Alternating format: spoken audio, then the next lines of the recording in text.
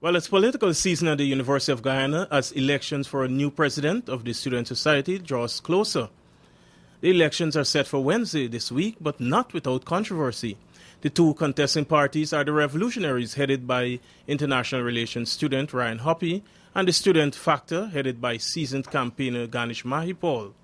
Hoppy says he's upset that he was not told of a time deadline for submission of his list of candidates.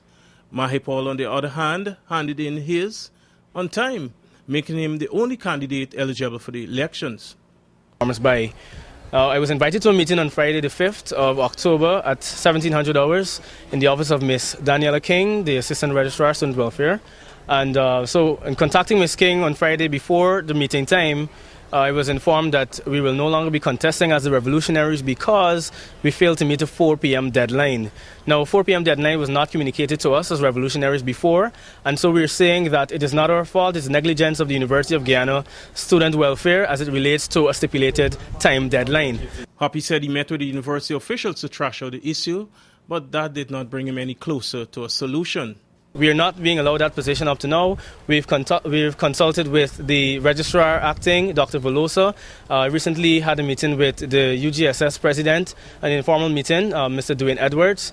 And as such, we're still waiting word as to what will be the outcome of the proceedings related to the elections. Marvin Ray is one of the candidates on the Student Factors list, and he said that it was the Revolutionaries' fault that they did not make the deadline. Let's take into consideration that deadlines have to be met. And as a representative of the Student Factor, we already submitted our form days before. And in preparation for this presidential debate, these are things that should have been done a long time before. It shows how organized the opposition is. Some students also gave us their take on how they see the candidates and who they will support come voting day. Whoever win the election, I do hope that they improve UOG, the Student Society, and I hope that everything they plan to do, it come true, it falls true, because over the years we've been hearing that they said they would have done this, that, and to this date we haven't seen much of it.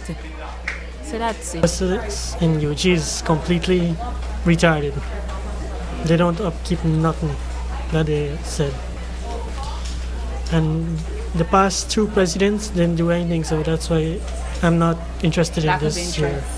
We're not interested, really. Well, honestly, it should have equality if both parties run against each other. I mean, it'd be unfair to have one party going. It's a basic monopoly. We should have equality and see what the students want. We're only affair with one person at the moment, and that is Ganesh. And he's been in this process for a very long time. But we don't know the head, the Ryan boy from Revolutionary, and we never see him in no actually come in and speak to the students, whereas to tell what he's going to offer. But I'm going for it. Capital News also understands that for there to be a decision to reopen the submission process, the other candidate will have to agree, and that candidate has already said no. For Capital News, Roll Collins.